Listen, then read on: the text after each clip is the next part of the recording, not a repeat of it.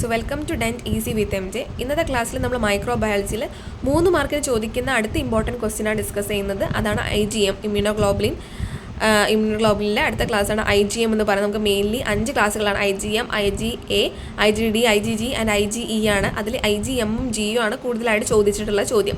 അതിൽ IgG നമ്മൾ discuss ചെയ്തു കഴിഞ്ഞ ക്ലാസ്സിൽ. ഇപ്പം നമ്മൾ ഡിസ്കസ് ചെയ്യുന്ന IgM ആണ്. IgM എന്ന് പറയുന്നത് 5 to 8 mg/ml പെർസെൻറ്റേജിൽ കാണപ്പെടുന്ന ഒരു ഇമ്മ്യൂണോഗ്ലോബുലിനാണ് നമ്മൾ IgM എന്ന് പറയുന്നത് നമ്മുടെ ബോഡിയിൽ. ഇനി ഇവരെ M എന്ന് പറയുമ്പോൾ നമ്മൾ മില്യനർ എന്ന് ഓർക്കുക. ഇവരെ മില്യനർ ആയിട്ടുള്ള ഇമ്മ്യൂണോഗ്ലോബുലിൻ എന്നാണ്, മോളിക്യൂൾ എന്നാണ് നമ്മൾ ഇവരെ മെയിൻലി പറയുന്നത്.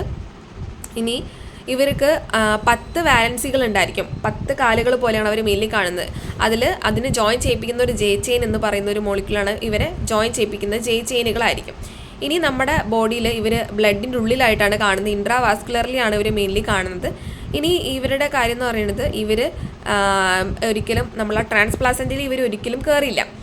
ട്രാൻസ്പ്ലാസൻറ്റിൽ ഇവർക്ക് ഒരിക്കലും കയറാൻ പറ്റില്ല. ഇനി ഇവർ നമ്മൾ കുട്ടികളിൽ, ഫീറ്റസിൽ അല്ലെങ്കിൽ ന്യൂ ബോണുകളിൽ ഈ IgMനെ നമ്മൾ കാണുവാണെന്നുണ്ടെങ്കിൽ നമുക്ക് ഇൻട്രാ യൂട്രൈൻ ഇൻഫെക്ഷൻ ഉണ്ടെന്ന് നമുക്ക് ഉറപ്പുവരുത്താൻ പറ്റും.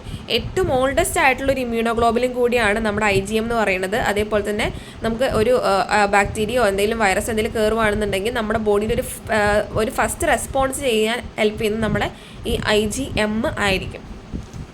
പിന്നെ നമ്മൾ പറയുന്ന കാര്യം എന്ന് പറയുന്നത് ഇവരുടെ പവറാണ്.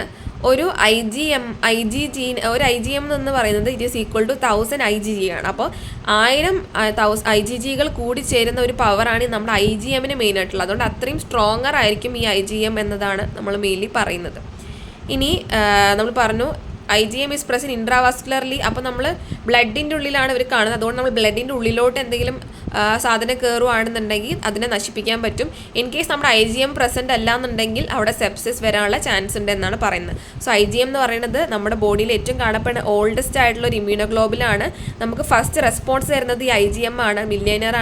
മില്യനർ മോളിക്യൂളാണ്. 10 വാലൻസി, അതിനെ ജോയിൻ ചെയ്യിപ്പിക്കുന്ന ഒരു J ചെയിൻ ഉണ്ടെന്ന് നമ്മൾ പറയുക. ഒരിക്കലും ട്രാൻസ്പ്ലാസൻറ്റിൽ ഇവർക്ക് പാസ് ചെയ്യാൻ പറ്റില്ല. ട്രാൻസ്പ്ലാസൻറ്റിൽ പാസ് ചെയ്യാൻ പറ്റുന്ന ഏത് ഇമ്മ്യൂണോഗ്ലോബുലിനാണ്? IgG ആണ്. ഇൻ കേസ് നമ്മൾ എന്താ പറയുക, ഫീറ്റസ് സ്റ്റേജുകളിൽ കാണുവാണെന്നുണ്ടെങ്കിൽ അതിനർത്ഥം അവിടെ ഇൻട്രാ യൂട്രൈൻ ഇൻഫെക്ഷൻ ഉണ്ടെന്നാണ്.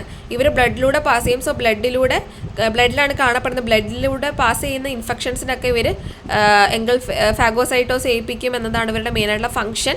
പിന്നെ ഇതിൽ നമ്മുടെ ഇമ്മ്യൂണോഗ്ലോബുലിൻ IgM നമ്മുടെ ബ്ലഡിൽ കാണുന്നില്ല എന്നുണ്ടെങ്കിൽ അവിടെ സെപ്സിസ് വരാനുള്ള ചാൻസ് ഉണ്ട് എന്നാണ് പറയുന്നത്. ഇനി ഇവരുടെ സ്ട്രക്ചറും കൂടിയാണ് ഇതിൽ മെയിനായിട്ട് ചോദിക്കുന്ന ഒരു ചോദ്യം. അതിങ്ങനെ വരയ്ക്കുക. ഇത് നമ്മുടെ J ചെയിൻ ആണ്. പിന്നെ നമ്മുടെ ഇതിൽ L ചെയിനും ഉണ്ടായിരിക്കും. അതേപോലെ തന്നെ ഹെവി ചെയിനും ലൈറ്റ് ചെയിനുകളും ഉണ്ടായിരിക്കും. രണ്ടിന് കണക്ട് ചെയ്യാൻ വേണ്ടിയിട്ട് ഒരു ഡൈസൾഫൈഡ് ആയിട്ടുള്ളൊരു ബോണ്ട് ഉണ്ടായിരിക്കും. സോ ഇത്രയും കാര്യങ്ങളാണ് നമ്മൾ IgM ചോദിക്കുമ്പോൾ എഴുതേണ്ടത് കേട്ടോ.